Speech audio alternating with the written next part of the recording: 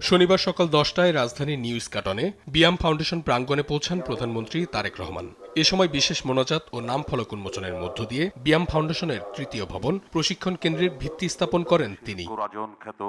অনুষ্ঠানে প্রধানমন্ত্রী বলেন, মেধাভিত্তিক ও দক্ষ মানব সম্পদ গড়তে সরকার বদ্ধপরিকর। আত্মবিশ্বাসী ও সৃজনশীল জাতি গঠনে সরকারি কর্মকর্তাদের প্রশিক্ষণের উপর গুরুত্ব আরোপ করেন তিনি।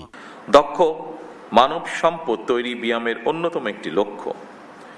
বিশেষ করে সরকারি কর্মে নিয়োজিত মানব সম্পদকে আধুনিক প্রশিক্ষণের পাশাপাশি প্রযুক্তির সর্বোত্তম ব্যবহারে সক্ষম করে গড়ে তোলা অত্যন্ত জরুরি।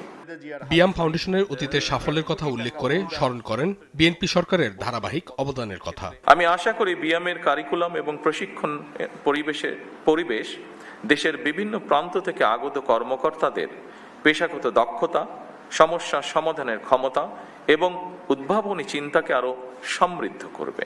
এ সময় নির্বাচনী প্রতিশ্রুতি বাস্তবায়নে বিএনপি সরকার বদ্ধপরিকর জানিয়ে বলেন, জুলাই সনদের প্রতিটি দফা অক্ষরে অক্ষরে বাস্তবায়ন করা হবে। বর্তমান গণতান্ত্রিক সরকার নির্বাচনী ইশতেহার এবং জনগণের সামনে স্বাক্ষরিত জুলাই সনদের প্রতিটি দফা, প্রতিটি অঙ্গীকার অক্ষরে অক্ষরে বাস্তবায়ন করতে সরকার বদ্ধপরিকর। জনগণের কাছে দেয়া সব প্রতিশ্রুতি বাস্তবায়নে সরকারি কর্মকর্তা কর্মচারীদের আন্তরিক ভূমিকা রাখার আহ্বান জানান সরকার প্রধান।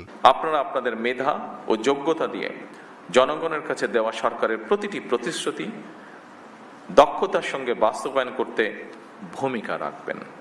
অনুষ্ঠান শেষে বিয়াম ল্যাবরেটরি স্কুল পরিদর্শন করেন প্রধানমন্ত্রী তারেক রহমান।